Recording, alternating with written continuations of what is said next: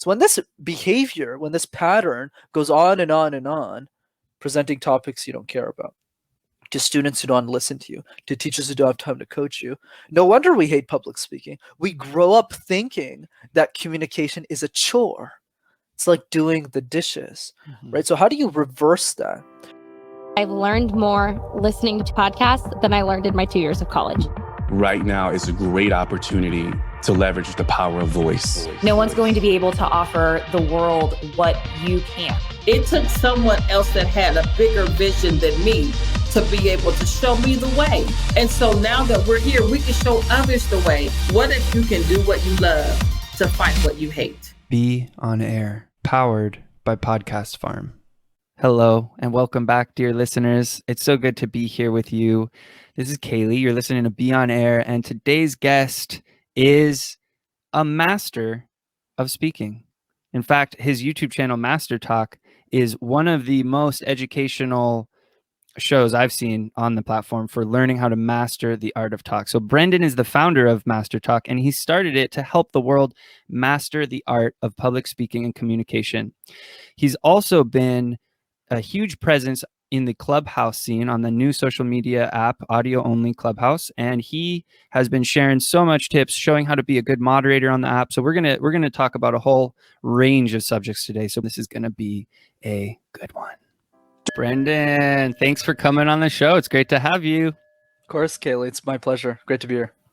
So, all right. So it was a quest to have the honor to get you on the show. It took a little bit of perseverance, that which we were talking about, and it makes it even more exciting to have you, honestly. A little bit of challenge, right? It's great. I'm so happy that you made time to be here, and we are going to get into some pretty amazing topics that are close to both of our heart. And I thought a good place to start is actually from the beginning. Like, where did you grow up, man? Yeah, absolutely, man. It's great to be here. So yeah, I grew up in Montreal. So it's a city in Canada where we basically live in igloos and drink maple syrup all day. But yeah, so Montreal is probably a couple of hours drive from New York City. So I grew up in a suburban city near there, and I studied in French my whole life. And then through that's kind of where the communication journey started for me, where I didn't know how to speak the language. But my parents looked at me and they said, well, Brendan, you got to learn the language. So we're going to put you in a French education system. So for the first 15 years of my life, I pretty much presented in a language I didn't know. And that was my growing up area, so to speak. Wow. Yeah. Well, that is a challenge. I lived in Mexico for a while, and I had to learn art history in Spanish, and that was challenging to get this whole new vocabulary of words, like beyond the common. Where's the bathroom? Can I have a limonada? It's like, how do you talk about all these high concepts and stuff? Do you still work in French? Do you still talk in French? I do, actually. Yeah. I keynote a lot in French too, mostly in my home city. And I also do some videos, not a lot. I think I've done one video in French, some of it just to show the differences in the languages. So what would you say is for you, how do you think about language? How do you think about this weird mouth wiggling thing that humans do with each other? Yeah, I love it. I think for me, language is all about culture, right? It's the way that we interact with people. There's this great quote that I'm going to butcher, which is if you speak to a man in a language that's not their own, it'll go straight to their head. But if you speak in a language that they understand, that they speak as well, it's going to go straight to their heart. And I think a lot of that has to do with language, where we can communicate in a way that feels like we're a bit more closer together. I think that's one piece of it, the culture piece. And I think the other piece is, how do we break down the barriers of communication? Because what fascinates me more about language, rather than the words that come out of our mouth, it's the energy of someone. So let's say for you, K.Lee, I knew like 2 seconds in, oh, this guy's a chill dude. Like, I'm going to have a great conversation with this guy. And you didn't really say anything. It's not really, oh, let me give you a 30-minute spiel about who I am. It's just the way that you are. And I think for some people that's also language too. Yeah, that's a great point. And I that brings up a point that we can talk about Clubhouse and the power of voice in a second. But I want to talk a little bit more about language, because there's this great book that my mic is actually on. It's called Thanks for the Feedback. And even when it's off base, unfair, poorly delivered, and frankly, you're not in the mood.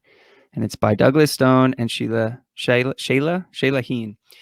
They're law speakers at like Harvard, and wow, this book has changed my life really quickly. And one of the things it talks about is when I speak to you, unless I say you're so nice or that thing you did was really kind, what it's doing is it's a label, and it's calling up a movie in my mind. And if I tell you that, it's calling up a movie in your mind, but those movies maybe aren't even in the same genre, right? They could be completely different. And so it takes a lot of, or it can take either the energy of, hand movements and eye contact and physical to help kind of not lose the message in translation, or it takes some more definition and stuff. And so I think there's a lot of issues that go on in the world because of miscommunication. So I'm wondering if you could speak on that a little bit and things you've found to help with that. Oh yeah, you're absolutely right on that one, K.Lee. In the sense that because of miscommunication, misinterpretation of information, it can lead to 100 different things. And I think the main issue or the main cause of that, it's just the way that humans think. Where when something happens, we assume the 100 worst things possible, and we don't really consider objectively what could have really happened, right? So let's say, I don't know, your partner comes up to you and goes, "Hey, you didn't do X, you didn't do the dishes, you didn't pick up the trash or something." Like, to her, or let's say it's a her, let's say she's coming up to you and you're like, okay, well, from her perspective, it's not a big deal, it's just trash. Mm-hmm. But the other person might be, why are you attacking me? It's just trash. Right. So even something as simple as that, we can construe a message similar to like the telephone game, where when you hear a certain message and it goes through the whole telephone, all those 20 people, and then at the end of the telephone game, it's a completely different message. Right. So the way that I've done this, for me personally, there's a lot of different tricks that you can try, but I think at the end of the day, it's really learning how to be an active listener specifically, not just listening. And active listening means, how can we pay attention to what someone is saying in a way that makes them feel that they're being heard, seen, and understood? So a good trick that I use, because I'm a loudmouth, trust me, I'm as extroverted as they come. You probably realize that when you looked up my name, you're like, holy shit, this guy does like a lot of, but so the same thing, right? So I talk a lot, but what I did to fix that is I would practice listening to conversations that were already over. So let's say I'm listening to your podcast with another guest. The advantage that I have in listening to that is I can't butt in even if I wanted to. Even if I had something to say, I could raise my hand, but the conversation's over. So it forces me to sit down and listen to that whole thing from end to end and just take notes. So I just did that 10 hours a day before Clubhouse, pretty much 10 hours a week, for a couple of years. And that's how I learned how to get better at that. Wow. Yeah, I love that you brought up active listening, because that is a practice that I think about on the daily. So what I just heard from you is you listen to a pre-recorded conversation so that you can't interrupt, you can't let any of the sort of subconscious patterns of whatever come up. It's about paying attention, and then you're writing. So you're also benefiting yourself by kind of integrating the knowledge more too, right? Absolutely. And another piece I could give you, now that I'm thinking through it with the question, is you don't have to do this all the time. I would only recommend doing this on the relationships you want to go 10x on. So like for me, that's probably like 5% of my network that you really want to go deep with. You could add in an extra layer where if you feel something's not being understood correctly, like with the significant other, this is always great. You could say something like, based on what you said, this is what I understood. Did I get that correctly? And most of the time they'll go no. So that's a good learning as well. That's another trick I use. Not on everyone, or else it's exhausting though. Yeah, it's a good point. And you mentioned like the 5% of your network. So in relationships, in intimate relationships, especially where we are bound to be more triggered and more activated, it's so important that the other person feels understood until they feel understood, not until I think they're understood, but until they actually feel understood. And part of that is it's sort of, again, this label thing where we're checking, is my label correct about your label? Is that right? Am I close to it? And that helps us get consensus reality, which is really what communication is for me, is like the message is sent and received. And that's a back and forth. I have to keep in the box here. It's back and forth. And so I'm curious, when we were talking a little bit before we got on the air, that we both have it's close to both of our heart to work with youth and empowering them to use their voice. How What are some of the challenges that they're facing with that, and how are you kind of approaching working with them and empowering them in that? Yeah, absolutely, man. It's a great question. So let's look at this high level. Like, the reason I started the YouTube channel was mostly for the youth, right? Not really for people who can afford my coaching services. It's really for the next Elon Musk, the next Bill Gates, the next Jeff Bezos, the next Brene Brown. You know, they might just be a 7-year-old girl in Cambodia, right?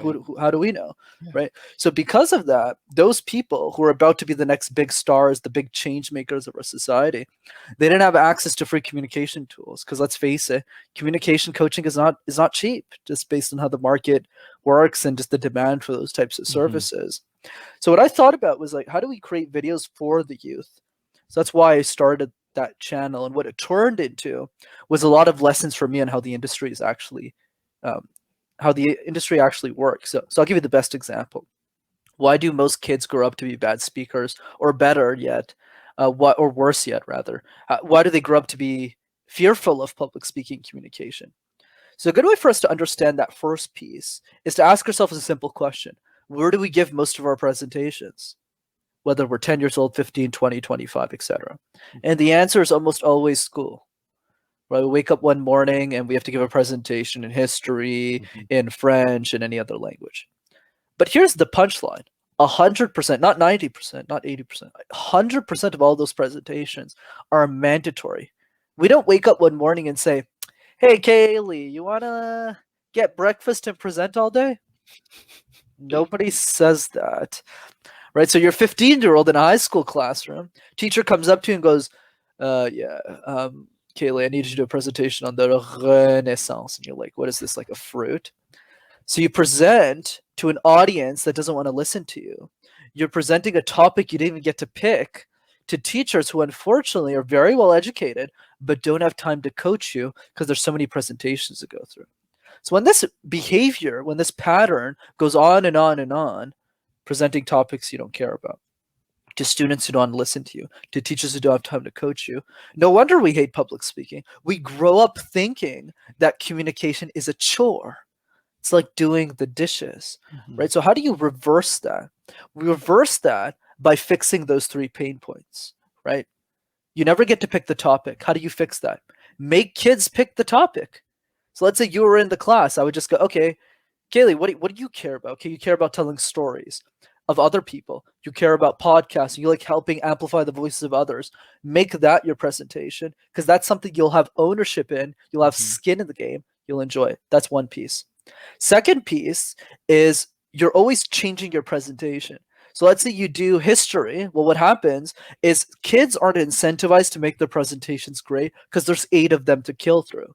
Right? They got to go through history, then they dump history, they go to English, they do the English presentation, etc., etc. They're just trying to survive. Right. I can't blame them. I was exactly like that. So the second piece of that is saying, do the same presentation hundreds of times or dozens of times. Okay, so K.Lee, you got this presentation on amplifying the voices of others. Do it every time next week. Do it every week. So that way you're not scared of, I have to create this new content. No. Just do it again. And then the third piece of that is accountability. Make kids the teachers. This is very counterintuitive. What I do with the kids I coach, most of my executives as kids, is I ask them to give feedback to each other first, even if they're not coaches. Because that way they get forced into an accountability system with each other, and then they want to see each other win, and then they all become phenomenal speakers.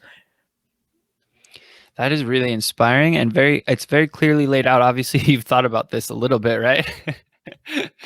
And I mean, it's passion, right? It's like helping, and this is what's broken about the education system, where it's broken, because obviously there's some amazing teachers out there. There's some amazing school systems out there, but overall, I would say that what's broken is that there's not a dedication to letting the student find their own inspiration and find their own passion, and that would fuel everything you're saying. Plus that practice and the coaching.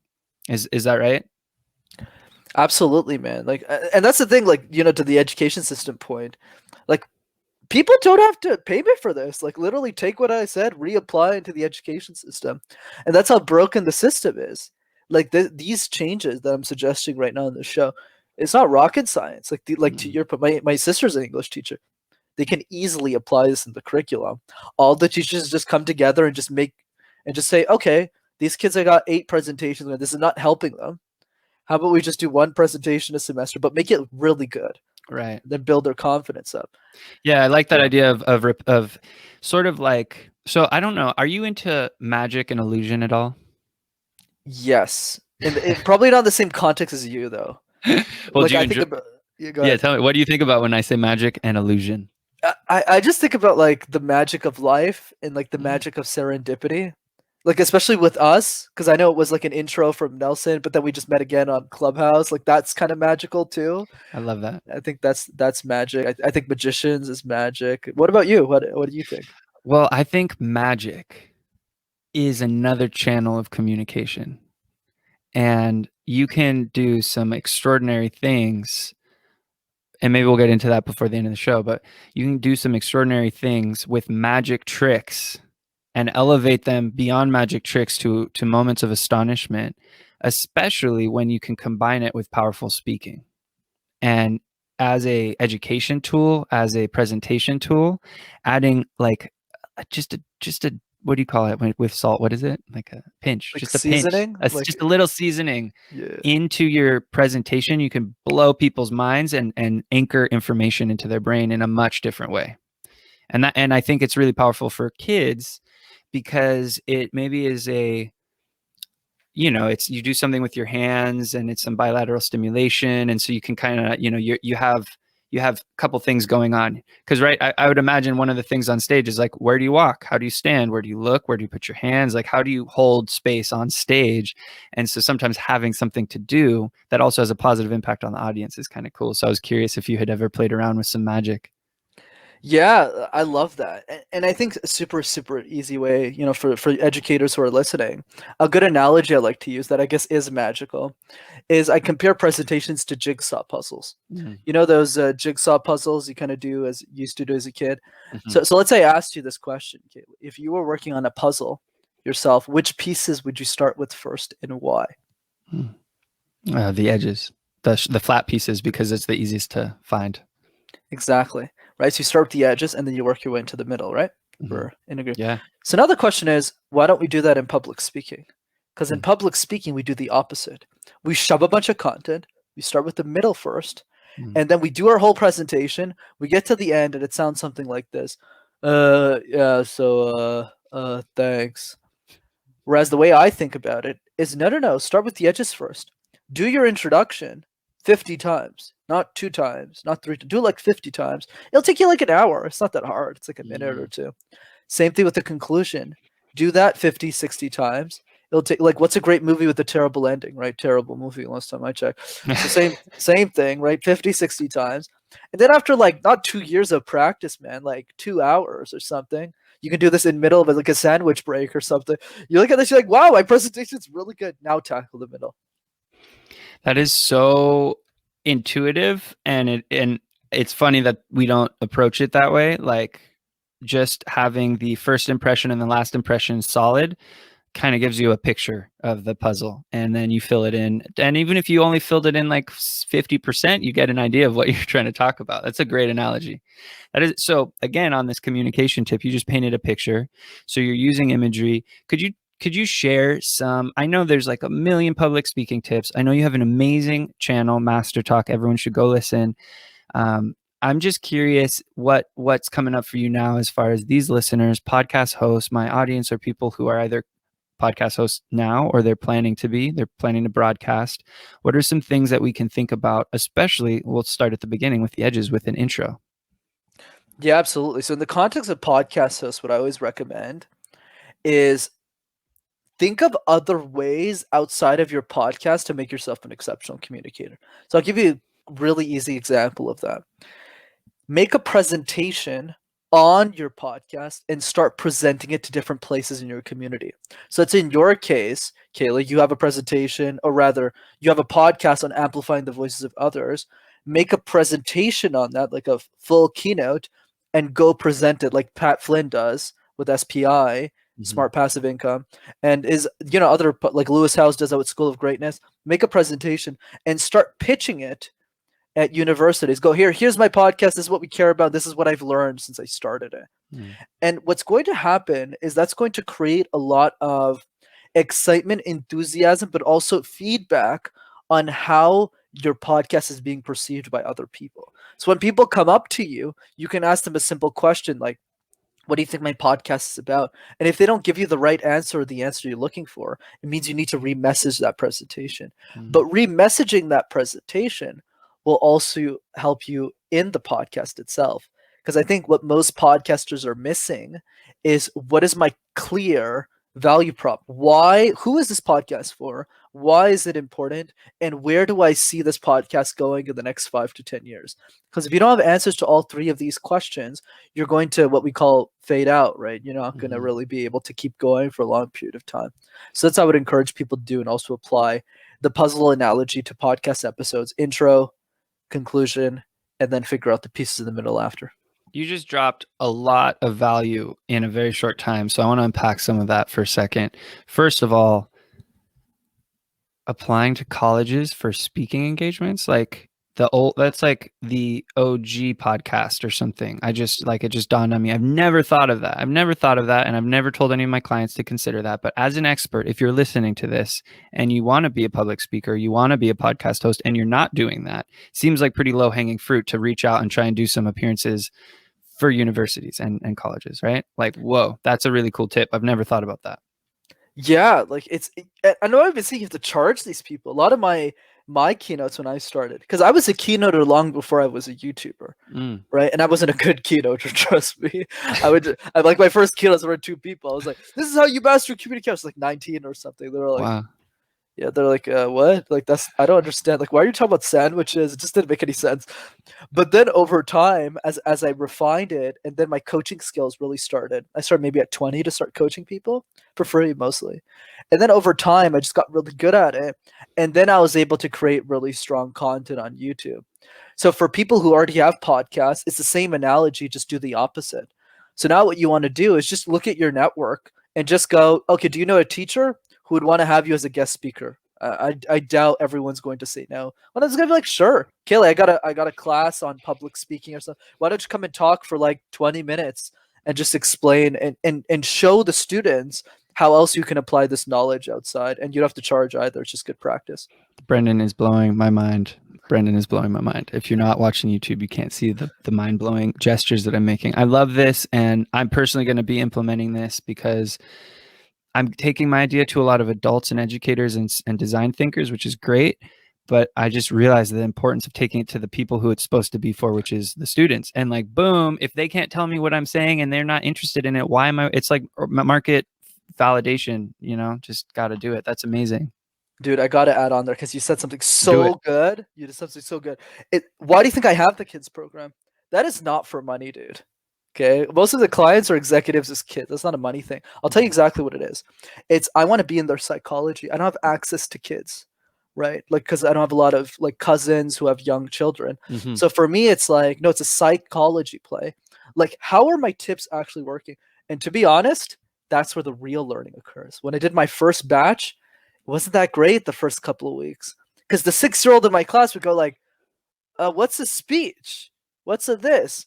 And that's how I came up with puzzle. It was through those interactions. I was like, how do I explain this in a way a 6-year-old would understand it? You need to play in the dirt. You need to be there with the core customer, rather not even customer, the person you want to impact, so you can get it from them. Another quick example I'll give you was when I started my professional keynoting career. I was very insecure, right? Because I started keynoting as I was like 21 or something. I was presenting to execs who had worked at the company longer than I've been alive. Like, it was really threatening. So I would show off a lot. I would just go, okay, these are my clients. Take me seriously. Until I gave a workshop to a youth group. And they just looked at me and asked me the best question I ever got asked in my career, and probably ever will get asked, by, I think it was a 9-year-old. She looked at me and she was like, what's a CEO? And I just went, you're right. What is a CEO? Like, who cares? Let's just focus on the good stuff. So yeah, just want to throw that. Wow. From the mouth of babes. Yeah. They're at a different layer of reality. And again, it sounds like what you're saying is feedback is important. Like direct feedback. Yeah. That's what I'm hearing from you, because we put out our call, we put out our communication. and we're not mind readers. We cannot know what's going on in another person's head unless they share it back. And it's not that we interpret that right, which is why we have to be like, okay, is this what you're saying? And so much feedback is not received, which is what that book is about, is how do we receive feedback? Because if it's negative feedback, we turn it into, I'm not good enough, I'm bad, everyone hates me. Like we take it personally. And that may even have been what the feedback was, but it doesn't mean we have to take it personally. But anyway, so feedback seems like a really important piece of communication. It's not just speaking at people, it's listening and speaking. Yeah, absolutely. And the layer I would add to that is I think Seth Godin has a great point of view on this, is get feedback from the people you want to make a difference for. Like, you don't need feedback for everybody. Sure, it's important to consider all that stuff. But I think the real thing is the people who you really want to impact, get their feedback and value it the most. That's how you prioritize it. So let's say for me, it was really important that the 6-year-old understood me, because I want to make sure that after I'm dead, people can use my YouTube videos forever. Like, I want to be the next Dale Carnegie. That's like my big dream. And it was unfortunate that Dale just didn't have access to the technology I do today. In the same way Dale disseminated his information through books, he couldn't start a YouTube channel. He couldn't guest on a show like this, right? Which would have been super cool. So I have to do that for him, right? That's kind of the way I see it. So for me, it's important that the 6-year-old understands it. But to someone who's listening, the 6-year-old might not be your audience. For me, it is. So I spend a lot of attention listening to them. For you, it might be a nurse, might be a doctor, it might be a dentist or somebody else. So focus on those people, have dinners with them. I literally have dinners with them. And I just ask them questions and I take notes. Yeah, that's fantastic advice. So I'm curious, like on your journey, what's something what's been like the greatest hurdle that you've been able to overcome, and how did you do that on your speaking and your influencer career on YouTube? Like I said, influencer career. That's funny. Hey, you got me here. You influenced me and all these people on Clubhouse. Yeah, I guess so, but I appreciate it. Yeah, I think the way that I see it is like, I there's always going to be hurdles, along the way. There's definitely dozens of them I've been through. Like when I started moderating on Clubhouse, I was like, how do I talk to? Oh crap! I keep interrupting people. That's one. And then on YouTube, it took me 3 weeks to like show up with my first video. I was like really scared to post the first one, especially since at the time I believe I think I was the youngest communication coach on the platform, which of course sounds cool. But it wasn't so much fun because everyone else has a PhD and I'm just there in my mom's basement, just like, yeah, I think I know as much as the next guy or gal on communication, right? So it's definitely nerve-wracking there. So I think with every hurdle, right, there's a lot of hurdles that I've went through, but on these two specifically, like when I started MasterTalk, another example is when I started posting videos, I thought to myself, well, the education system is probably going to value these videos. Why don't I send it to a bunch of university teachers and see what happens? And it didn't go my way. A lot of people replied and said, who's this young guy? Like, I'm not going to listen to this guy. A lot of people gave me like really harsh feedback that wasn't even like warranted. Wow. Just as like really bad people. I was like, whoa, like you're just a university teacher. Like, leave me alone. But anyways, like, but I think the way we get over that hurdle is by really paying attention to the person that we want to serve. And I think Taki Moore has a great point of view on this. He says with every why, right? Simon Sinek start with why. There's always a who behind that why. Who is the person that you want to serve? And if you don't understand at a granular level who that individual is, it'll be really hard for you to jump through hoops, to go through different hurdles. Right. So when I started YouTube, I sucked. And if you don't believe me, go check my first videos. They're still up. Like I wasn't that good on camera. But then over time, the reason I kept getting better was because I know the 7-year-old in Cambodia can't afford me and can't reach me. So I have a choice to make. Do I make those videos for everyone, or do I just serve the people who are willing to pay for my services? And most people in my industry pick the second option. They go, well, if I got 10 executive clients that pay me $10K each, I have a 6-figure living. I'm done. Whereas for me, it's not the game I want to play. Like I do well in my business. That's great and everything. But like, how do I create resources that help the whole world? And the only way to do that, in my opinion, in my industry, is through a YouTube channel. Wow. Okay. Well, I would love to talk to you a little bit about YouTube. So I've been saying to people that like the Trinity, and I kind of heard this from Lewis, which was YouTube, mailing list, podcast. like the trinity of financial abundance online right now, if you can do that.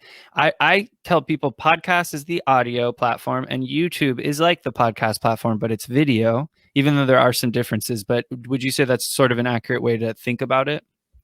One, you need to send me that episode because I've never heard that from Lewis before. So I need to get that from you. That's It was kinda on Clubhouse. Sorry. Oh, jeez.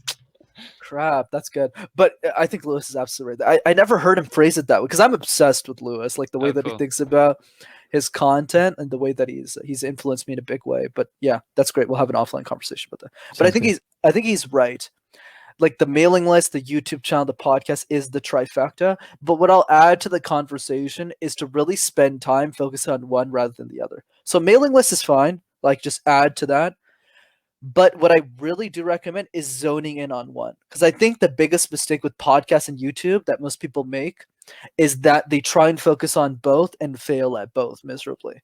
Mm-hmm. So, for example, they have a really good podcast and then they put it on YouTube and it sucks because they just copy paste. Mm-hmm. They don't have a production team. The interviews aren't in person. Whereas somebody like a Lewis or Lex Friedman are good examples that come to mind, Mm-hmm. where it's like, since the podcast is in person, the experience audio and video wise is very high quality. Mm-hmm. Versus, same thing, YouTubers trying to become podcasters, which is a good idea, but I think you need to double down first and get really good at that one platform. And then after you dominate, then you can start to spread out your influence. So that for me, that's why I don't have a podcast and I just guest on them sometimes, because I really want to be the best YouTuber on communication. That's really my zone of genius. So I really need to focus all my promotion efforts, everything I do on that. And then as that grows, then it starts to trickle down into a podcast I'll probably have in the future. Absolutely. And, real quick, so we're at 30 minutes. How are you on time? Let's keep going. We're Okay. good. It's too This good. is a good conversation. Stop whenever you want. We're good. Okay, cool. YouTube. So one thought in there, because I've given this a lot of thought, and I have I've helped co-found a YouTube channel that has done really well. And, as a touring musician, some of my songs have I think I have like 1 million views on 2 songs total. So I've had a little dip into YouTube, but my own channel for Podcast Farm is sort of the repository of where I put these podcast episodes. And so this is what we're recording. Eventually I'll live stream to it. I don't really think that this is the most engaging thing to watch. I don't really think a lot of people will watch it, although my brother has told me he prefers the YouTube. So I think there are some.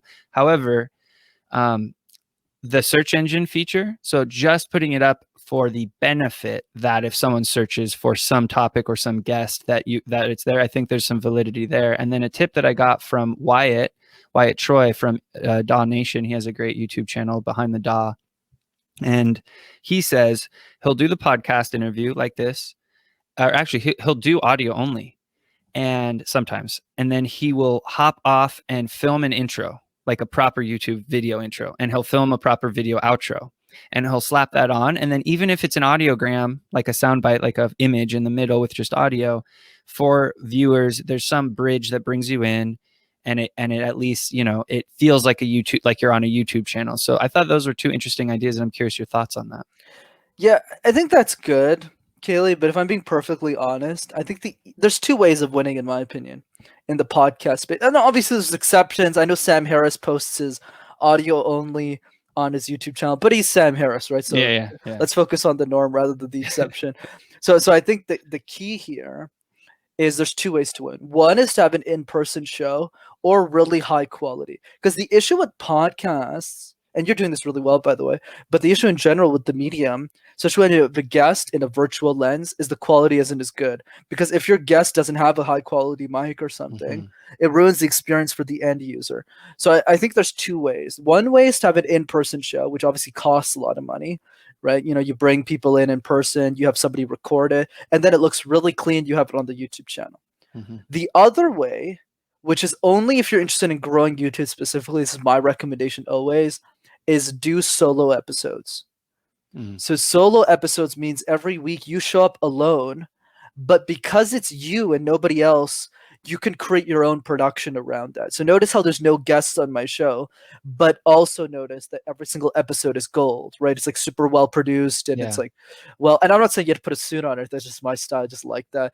But I think the takeaway, and this is what I recommend for podcasts who really want to grow their YouTube following, is you either need to make your podcast in person and have people like videotaping it and making it look clean, or you come on as a solo artist every week and you talk about. So for example, you could do an episode on the 3 ways to book a guest. You can do an episode on the 3 lessons I learned from speaking to X guest.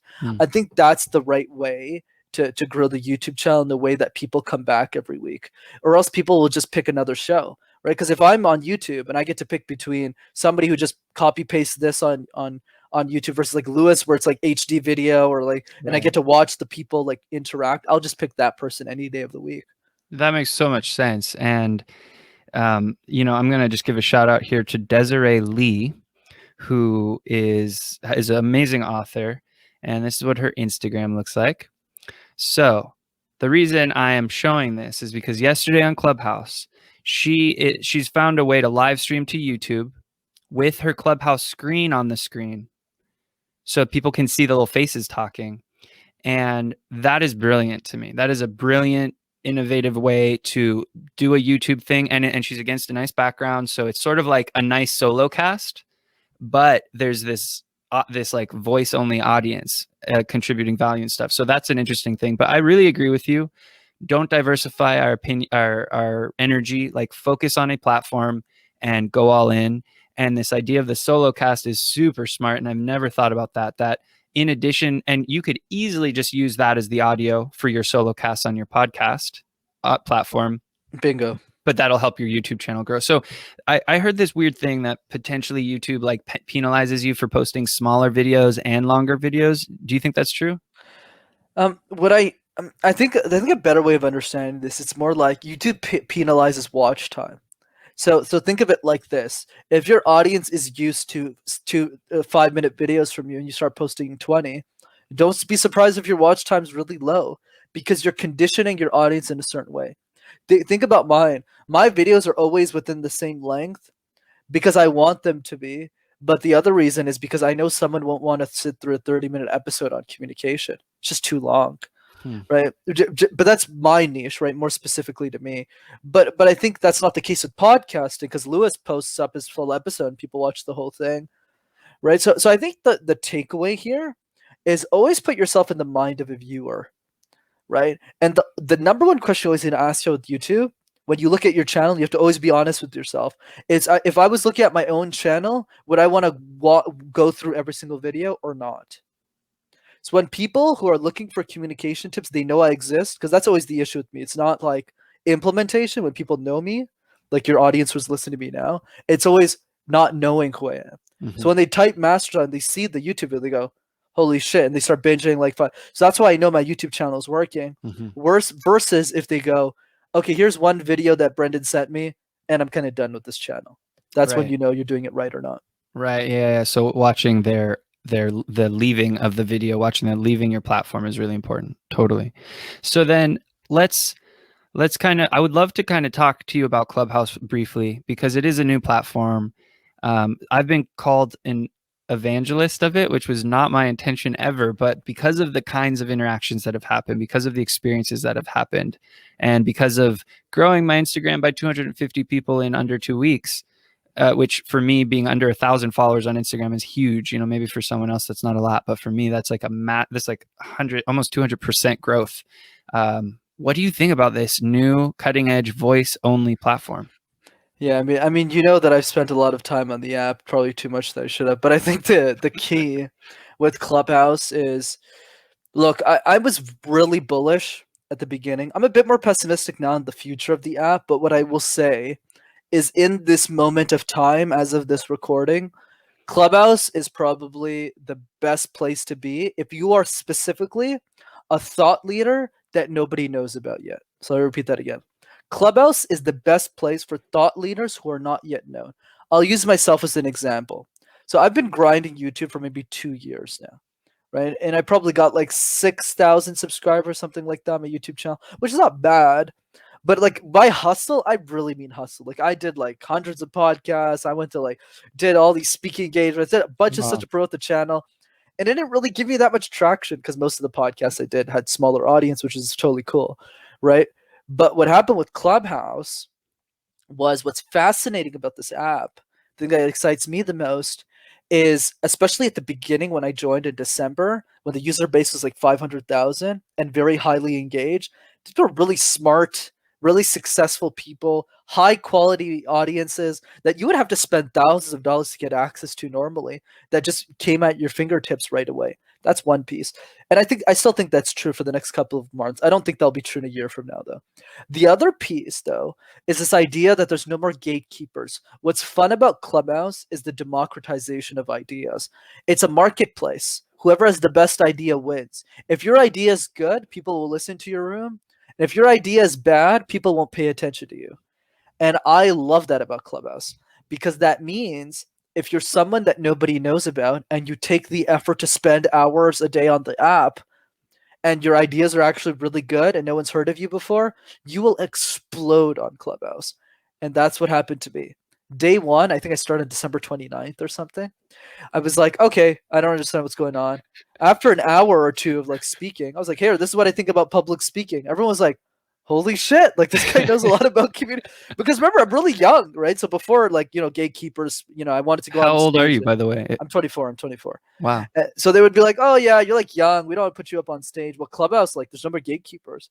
So if you're the smartest guy in the room, or you have something smart to say and you make people feel great, you take the time to DM them, you take them to build relationships with them, Clubhouse is your oyster. So yeah, I grew really quickly, and I plan on staying on. I'm actually quitting my day job to go all in on Clubhouse until this thing goes down in 8 months. Yeah, I think what you mentioned is really true, that it's hard to believe once all Android users come on, and once it's like completely open and somehow monetization and all the gatekeeping stuff comes into it, that it won't be the opportunity. Like it's almost like the gold rush right now is how it feels to me. And I experienced a similar thing where you go onto these stages and contribute something, and it levels the playing field because it's all voice. And yes, there's moderators, and you can tell by people's bio and how many followers and stuff, but no one on there, no one can have 1 million followers on there. There's not even that many people. And so it levels the playing field. And like you said, it's a marketplace of ideas. So if you go up and you share something that inspires people, like you get instant feedback and like instant follows, and then you engage so much and you have these conversations with people and you meet your best friends that you never knew you had. And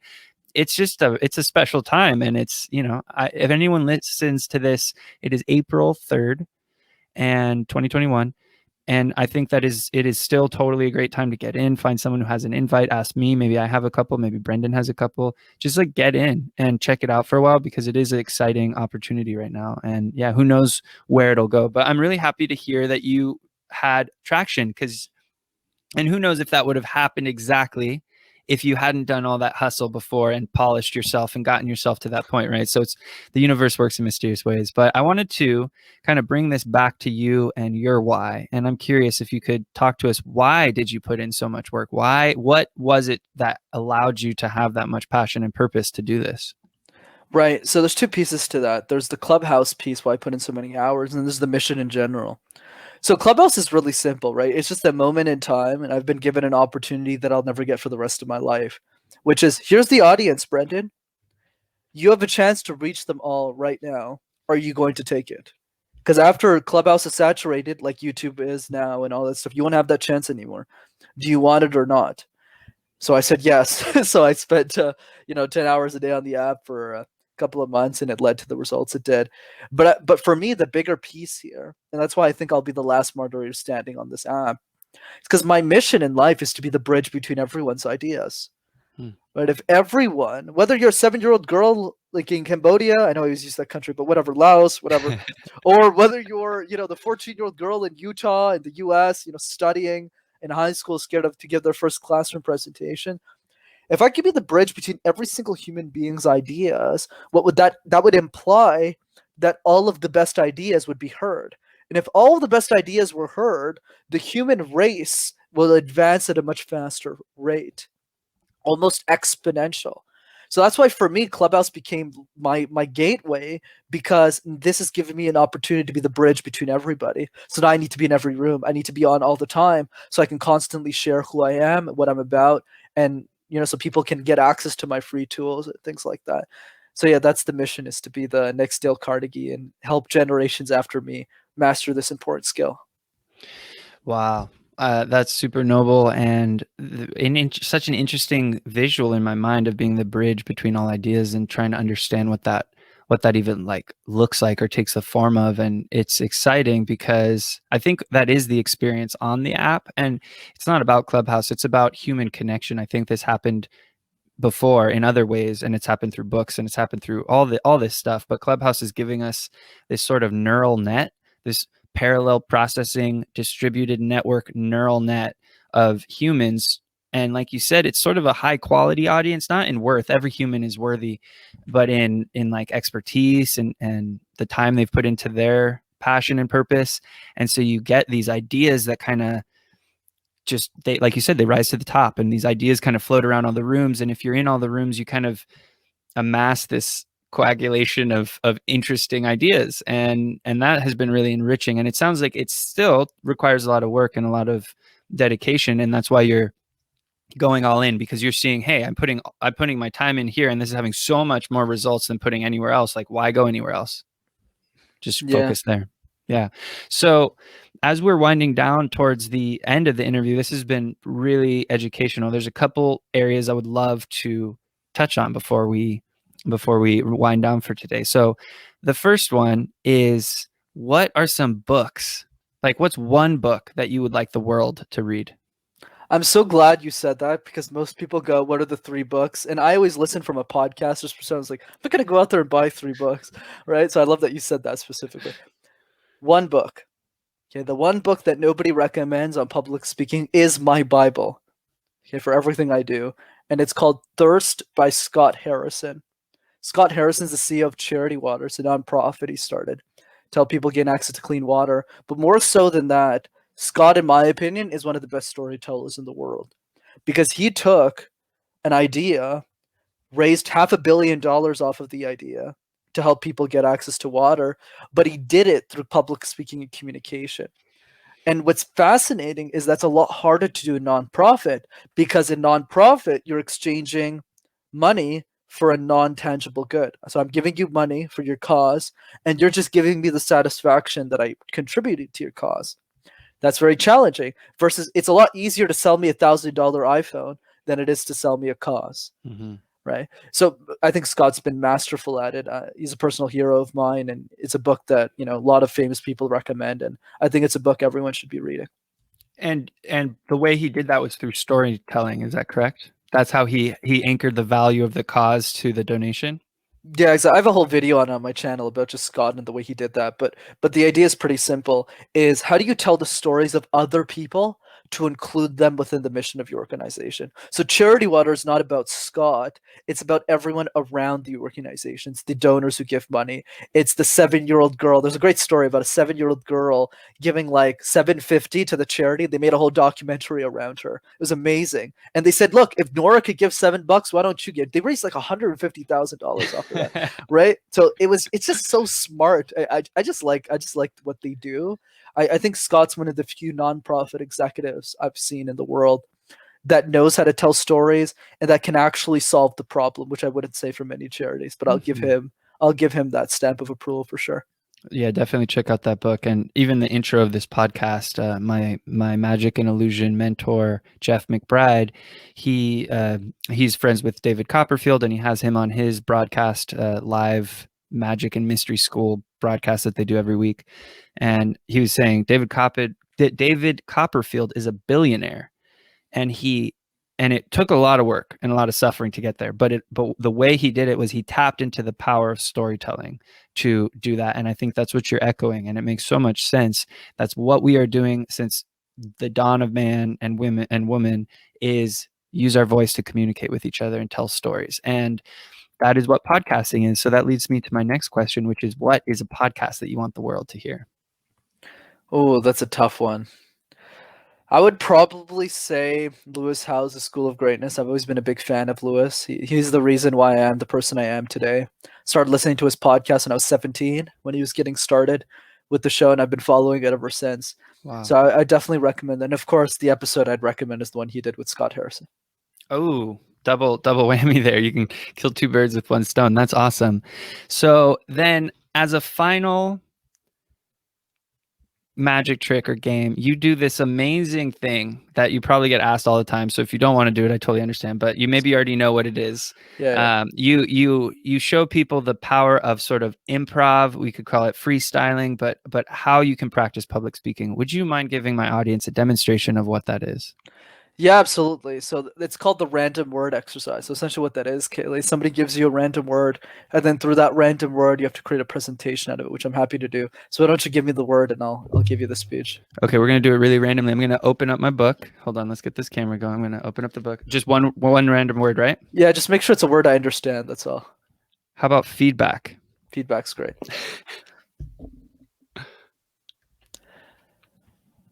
As I sit on my kitchen table, yeah, not a chair, I just like sitting on my table, I ask myself, what is the best way for me to enjoy what the world has to offer?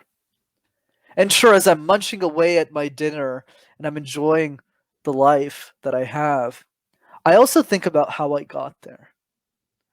How I got so lucky to enjoy all of life's delicacies. And I think the reason has everything to do with feedback.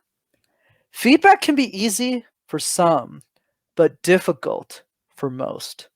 Feedback is required to help us advance, to help us get better, for us to sharpen up the sword that we use to go to battle. It is what helps us refine who we are and what we want to achieve with our lives. So I ask you all today, whether it's good feedback, whether it's bad feedback, whether it's feedback you want to hear, or better yet, feedback you don't want to hear, to listen to it anyways. To sit down, pay attention, and ask yourself this simple question. What's the lesson here? What's the lesson there?